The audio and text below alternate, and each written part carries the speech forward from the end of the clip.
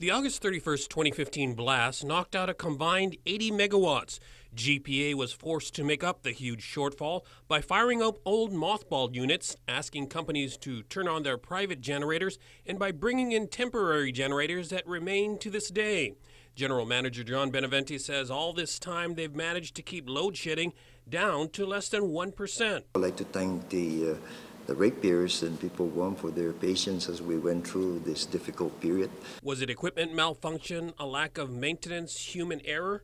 Benavente declined to discuss the specific cause of the explosion. He says insurance adjusters are still grinding out a final agreement. So far, GPA has received an $80 million payout on a $300 million policy. The cause of the explosion is, again, that's a very complex process because gathering information which were totally destroyed, it was very difficult to make the final determinations. He expects a final settlement within months, and it's unlikely the units will be re-energized. GPA has about 400 megawatts of capacity now, which Benavente says can still be a challenge, but is manageable as they work in the next 4 years to add more generation. We do have to build that new 180 megawatt power plant, and which will allow us to really retire the older plants. The 4 Cabras units were once the mainstays of the island-wide power system.